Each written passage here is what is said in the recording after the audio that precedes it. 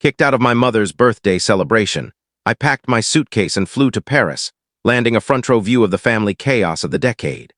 There I was, wandering along the Avenue Montaigne under a clear fall sky, a sleek Gucci bag dangling from my shoulder, when my phone began vibrating like a nest of furious hornets, flooded with missed calls and a deluge of urgent messages. My brother Ethan, cousins I hadn't talked to in years, even Aunt Clara, who's convinced cell phones are a secret government plot. I glanced at the frenzy on my screen, the texts merging into a familiar wave of alarm. "Where are you? Call me immediately. This is a catastrophe." I grinned, adjusted my new shades, and set my phone to silent. They'd wanted me excluded from their so-called peaceful gathering. Fine. I was out flourishing while their cherished event imploded spectacularly. Let me backtrack to explain how I got here. I'm Lauren, 38, the pillar of my family, especially for my mom, Margaret. I'm the one who returned to Chicago after Dad died 5 years ago, managing her medical visits, grocery shopping, and those late-night chats when sleep eluded her. I'd make her favorite casserole every Sunday, drive her to card games with friends, and even tackled her insurance forms that left me dizzy. So imagine my disbelief when Ethan called 3 weeks before Mom's 70th birthday bash. "Hey," he said, his tone as casual as if he were ordering takeout. "Just letting you know we finalized the guest list for Mom's party. Had to trim it down. You understand, right? Love you, Trim." I stared at my phone, replaying the message. Each word stung like a jab. I wasn't some casual friend or a far-off cousin from overseas. I'm her daughter, her eldest. The one who's been her anchor through every health crisis and lonely holiday. And now I was trimmed from Mom's milestone birthday, planned by my younger brother Ethan, a 32-year-old property broker who'd been with his girlfriend, Rachel, for about a year. I sat in my kitchen, which I'd renovated myself last year, feeling a slow simmer of shock spread through me. This had to be a mistake. I called Mom. She answered after a few rings, her voice warm but hesitant. "Hi, sweetie, what's up?" No sugarcoating. "Mom, Ethan just said I'm not invited to your birthday. What's going on?" A pause, long enough to confirm it wasn't a mix-up. "Oh, honey," she sighed, in that soothing tone she uses when she thinks I'm overreacting. "It's just a party. Don't make it a big deal, just a party." My gut twisted. Fury and pain churned together. "Mom, I'm your daughter. How am I not invited to your 70th? She made that tusk sound like I was a kid throwing a fit. "It's not personal, Lauren. Ethan wanted a small, stress-free event. You know how family gatherings can get. Stress-free?" I let out a sharp, bitter laugh. "Stress-free? Mom, I've been there for you through everything. I took leave when you had knee surgery. I handled Dad's estate so you didn't have to. I hosted Christmas last year when Ethan flaked because he was too busy. And now I'm the stress." "Don't be so dramatic," she said, her tone dripping with frustration. "It's one day. You're blowing this out of proportion." Dramatic. That word again always hurled at me like my emotions were a burden. I could see the pattern unfolding. Mom would minimize it. Ethan would send a half-baked apology text. And I'd be expected to grin and move on. Like always, not this time. Something broke inside me. If I wasn't valued enough to celebrate with, I wasn't valued enough to care about. I hung up without another word and opened my laptop. If I wasn't going to Mom's party, I'd go somewhere extraordinary. Somewhere that didn't make me feel like an afterthought in my own family. I browsed travel sites, my anger driving every click. Within an hour, I'd booked a week in Paris, a lavish suite at the Plaza Athénée, first-class flights, and a private shopping spree at upscale boutiques. I'd always fantasized about a solo trip like this, but told myself it was too lavish. Not anymore. This wasn't just a getaway. It was a declaration. By the time Mom's birthday weekend rolled around, I was gliding over the Atlantic, sipping Prosecco in my plush seat. I posted a photo on Instagram, me with a glass of fizz, the plane window framing endless clouds. Caption, sliced from the guest list, but I'll manage. Bon voyage. The likes poured in. My cousin Ava sent laughing emojis. My college bestie commented, "Slay, Queen. Take me next time." The best reaction. From Ethan, a flurry of texts. "What the hell, Lauren? You're really ditching Mom's party over this. This is childish." Childish, I was just getting started. I sent him a photo of the Arc de Triomphe from my in-flight magazine. Then I turned off my phone. No guilt trips. For once, I was prioritizing myself, and it felt exhilarating. When I landed at Orly, the crisp Parisian air hit me like a wave of pure freedom, carrying hints of fresh baguettes and blooming roses. A sleek black car whisked me to the plaza, complete with a chilled bottle of Evian in the back. This was already better than any family gathering. The hotel was a fantasy, marble floors, glittering chandeliers, staff offering a welcome spritz before check-in. My suite, unreal. Floor-to-ceiling windows overlooking the Place de El Alma, a king-sized bed with silk linens, and a balcony perfect for people watching.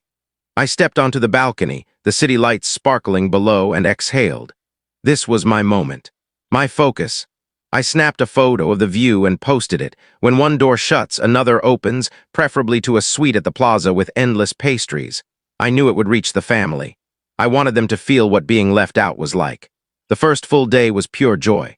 I started with room service, buttery croissants, fresh raspberries, espresso so bold it ruined every chain coffee forever. Then I did exactly what I wanted, no family duties, just me and the city of romance. By afternoon, I was in a chic boutique on Avenue George V, trying on a dazzling Balenciaga dress. The saleswoman purred in French, and for the first time in years I felt radiant, not just practical. Every so often I checked my phone, not to reply to family but to relish the reactions to my posts. Ava, girl, where are you? This is stunning.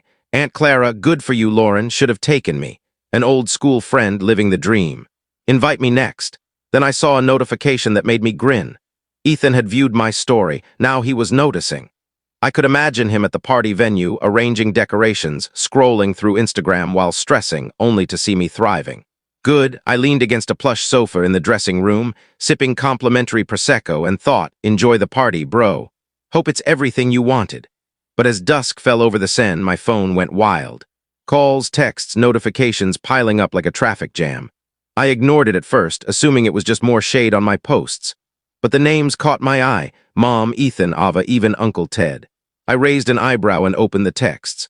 The first from Mom stopped me in my tracks. Call me. Urgent. An emergency at the birthday party? I sighed, debating if I cared. Then Ava's message popped up. Lauren, you won't believe this disaster. Call me. Curiosity 1. I scrolled through, and with each text, a smirk spread across my face. The universe had delivered the ultimate karma. Mom's flawless birthday bash had collapsed spectacularly. According to Ava, it all unraveled at the reception hall Ethan had rented. A swanky spot in downtown Chicago with crystal chandeliers and a dance floor. Ethan and Rachel got into a massive argument over something trivial. Rachel accused him of flirting with a server at the rehearsal dinner the night before. Ethan exploded, stormed out, leaving Rachel to sling insults and apparently a tray of hors d'oeuvres across the room. But it didn't end there. Uncle Ted and Dad's old buddy got into a shouting match over politics, toppling the dessert table. Food splattered everywhere, canapes on the walls, frosting on guests' outfits. And Mom, poor thing. She started crying, wailing that the party was ruined because I wasn't there. Lauren would have handled this. She reportedly sobbed, demanding someone call me. The venue staff had to step in, closing the open bar early to prevent a total riot. It was an absolute fiasco. I sprawled on my hotel bed, champagne glass in hand, and kept reading. Ava's texts were pure gold. Sis, you dodged a missile. Ethan's a wreck. Rachel left in tears, and Mom's blaming everyone. Mom. Lauren, call me now. This is a crisis. And the kicker from Ethan, Lauren, where are you? Mom needs you. Oh, now Mom needed me. Now I was essential. I could almost hear Ethan's voice. You have to fix this. It's your thing. Nope. Not today. I typed one reply to Ethan. Sorry, busy enjoying my peace. Hope the party's a smash. Then I blocked his number. I blocked Mom's too, just to be safe. I set my phone to do not disturb, ordered a lavish caviar and wine pairing, and sank into the tub. My family could spiral. I was in Paris, and I wasn't letting them ruin it. The next morning, I woke to birds singing outside my window, the Eiffel Tower glowing in the early light. The air smelled of fresh brioche from the bakery below. For one glorious moment, I forgot the mess back home. Then I checked my phone. Even with blocks in place, voicemails from unknown numbers flooded in, probably relatives using burners. Against my better judgment, I played one. Mom's voice frantic. Lauren, I don't know what you're doing, but this isn't the time for games. The party's a wreck. We need you here. I rolled my eyes and deleted it. Next. Ethan, sounding broken. Sis, please. Mom's crushed. You're her favorite. Call back. Deleted. Then Ava whispering like she was in hiding. Lauren, Ethan, and Rachel are done. Mom's planning to show up at your place when you get back. Heads up. Also, Grandma keeps saying the party was jinxed without you. Hilarious. That one I kept. I tossed my phone aside and stepped onto the balcony. The sun rose over Paris, casting golden hues on the streets. Back in Chicago, my family was picking up the pieces. Meanwhile, I was here sipping cafe au lait in a silk robe, living my best life. Poetic justice.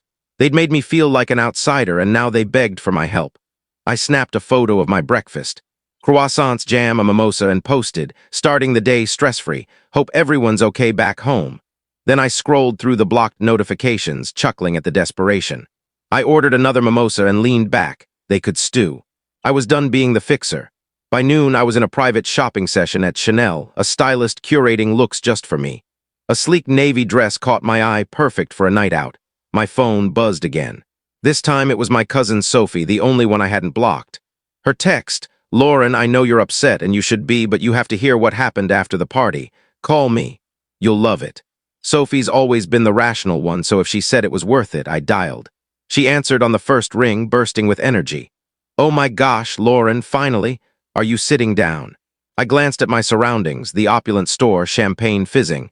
"Yeah, in a pretty great spot." Sophie laughed. After Ethan stormed out, Rachel flipped the buffet table. Food everywhere, noodles in hair, cake on shoes. It was like a terrible sitcom.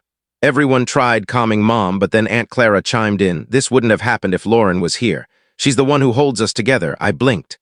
"Wait, what?" "Yep," Sophie giggled. Aunt Clara went on about how you're the family's backbone.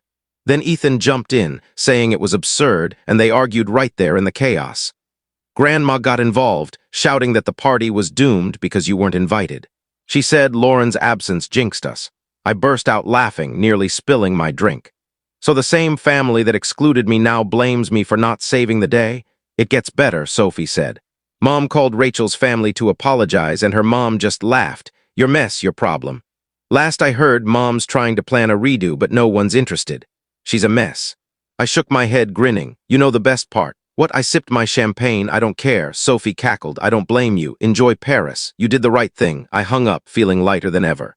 They'd wanted a stress-free party without me. They got a food fight instead. I raised my glass to the mirror, toasting my reflection.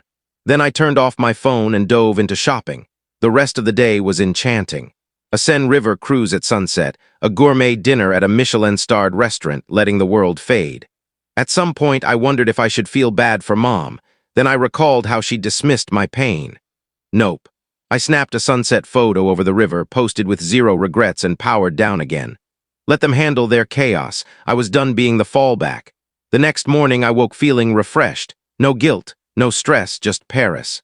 I ordered breakfast, more croissants, fruit, coffee, and curiously turned on my phone. Big mistake. Notifications flooded in. "Mom, stop being childish and call." "Ethan, you're so selfish." Mom's devastated. An unknown, probably Aunt Clara. "We need to heal this family." I groaned, amused at their shift from exclusion to expectation. Then Sophie's message. "Heads up, Mom's planning a family meeting when you return." I laughed. They thought I'd show up, get guilt-tripped, and act like nothing happened. No way. I texted Sophie, "Thanks, but I'm extending my trip. They wanted me out, I'm out for good." She replied, "Epic. Spill when you're back, whenever." I grinned, opened my laptop, and extended my stay another week. No family, no drama, just me, the fashion capital, and peace. They'd never offered that. Now they couldn't take it. I sent one final text to Mom and Ethan. "Want me now? Sorry, enjoying my peace. Clean up your mess." Then I blocked them for good. I ordered a café crème and stepped out. The streets of Paris embraced me, and I welcomed them fully. They could keep their chaos. I was free.